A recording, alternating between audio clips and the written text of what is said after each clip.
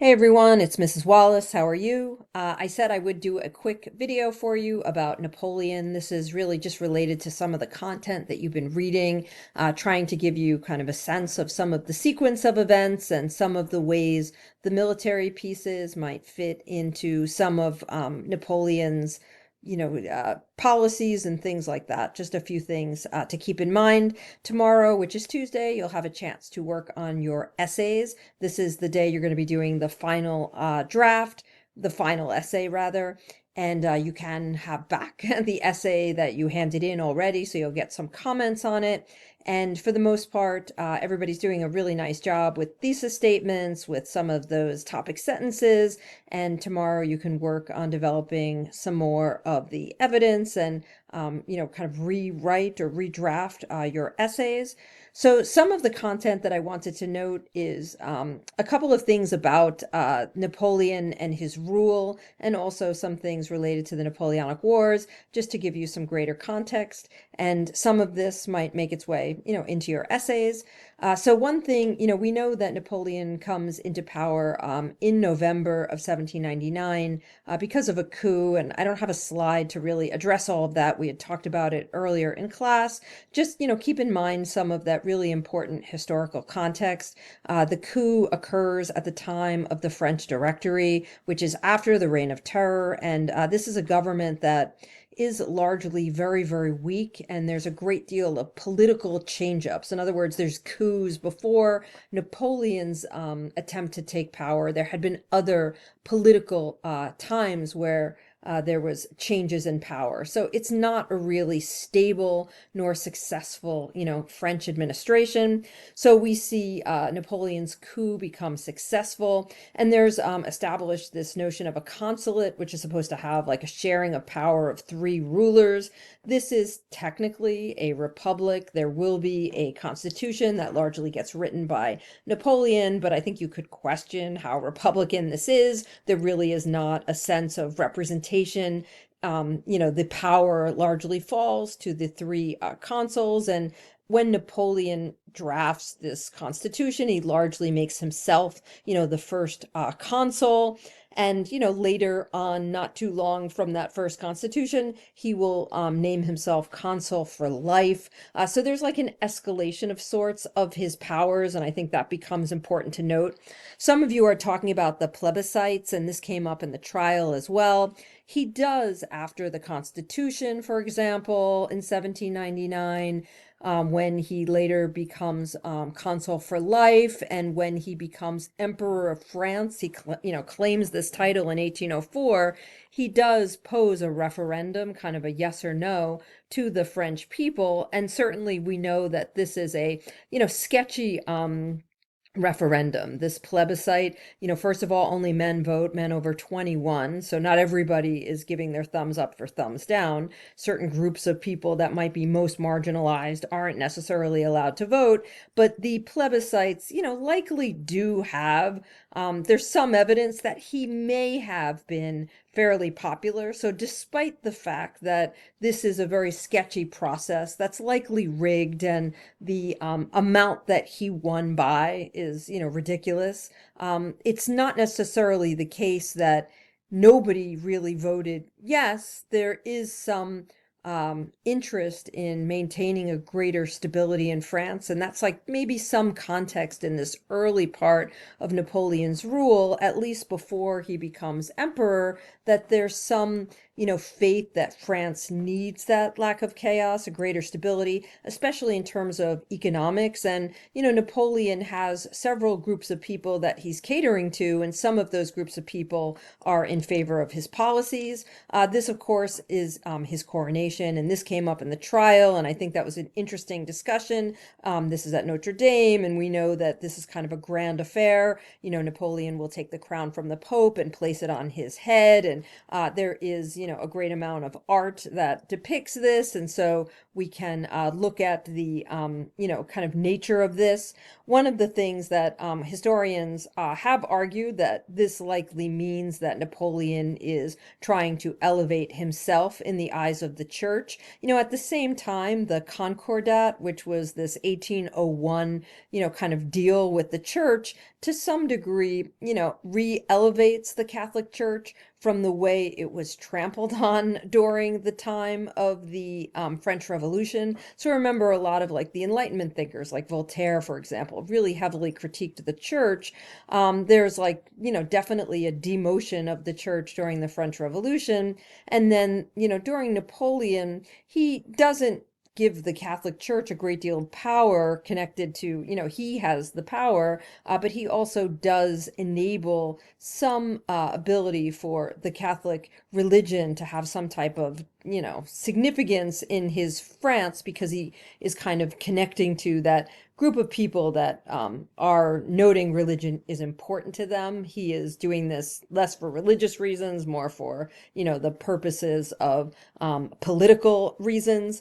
This is also probably a little bit of an ode to Charlemagne, because it was said in 800, when Charlemagne was crowned the head of the, Holy Roman Empire, he was crowned by the Pope, and so this is like a reversion of that, and maybe Napoleon's ambition saw himself in kind of that same company.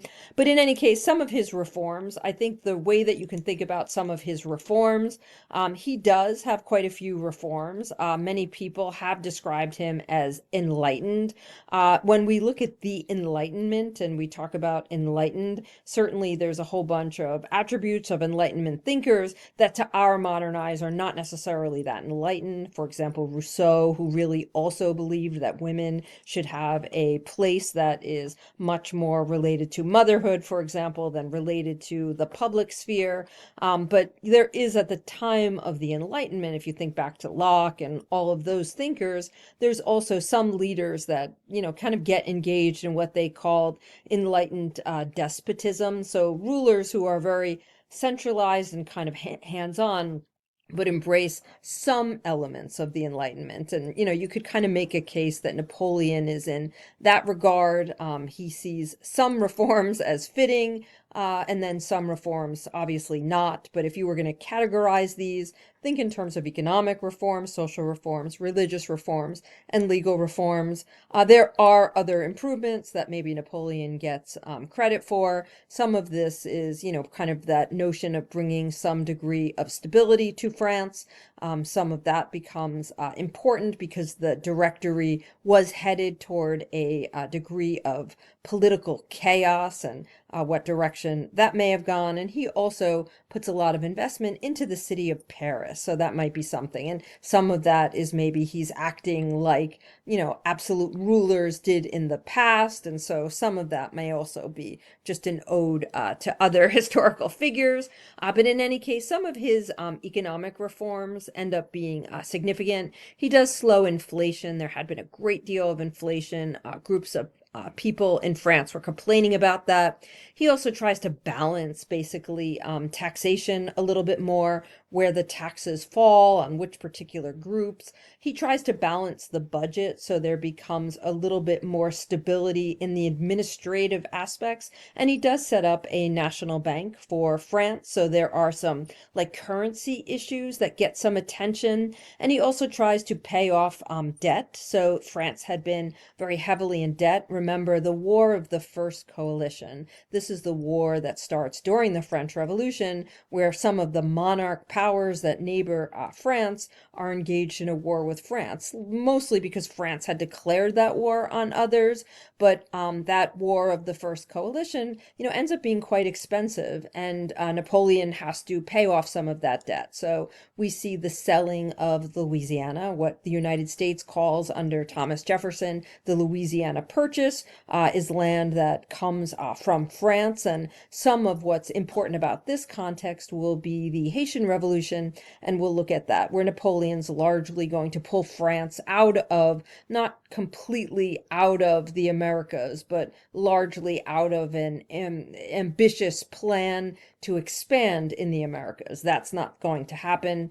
And, at the time, the Louisiana Territory is going to fund what Napoleon thinks is basically going to be a big invasion of Britain. Britain is like his immediate enemy at the time he's in power, and he's going to be looking at ways to try to finance some of his plans. In terms of social reforms, he does welcome back some of the nobles who had left at the time before the monarch was beheaded.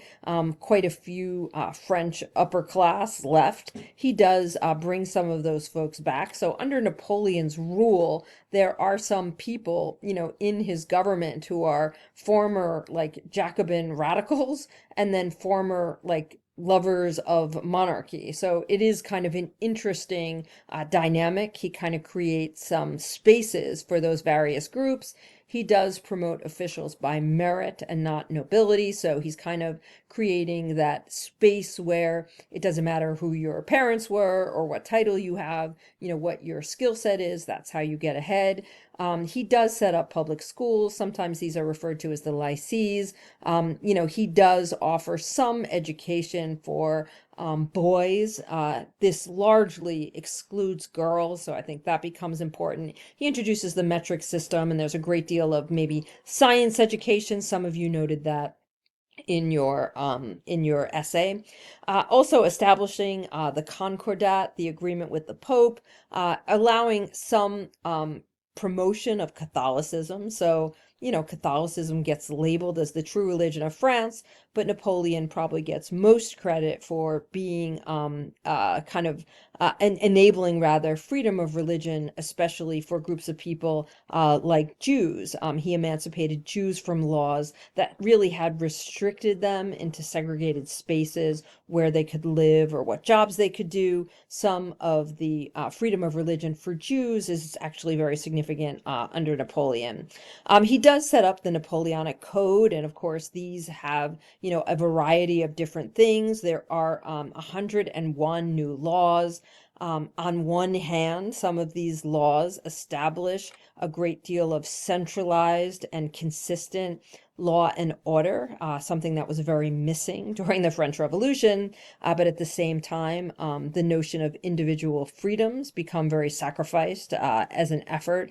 When Napoleon does start to conquer other states and find himself overseeing what's either sister republics or places that get claimed for France, the Napoleonic Code goes into some of those spaces. And some of those foreign societies do have significant feudalism. So the Napoleonic Codes kind of upturn some feudal societies, in other parts. Of course, that's, one aspect of the Napoleonic Codes. There's also the idea that everyone is equal under the law. So this notion of some degree of equality under the law.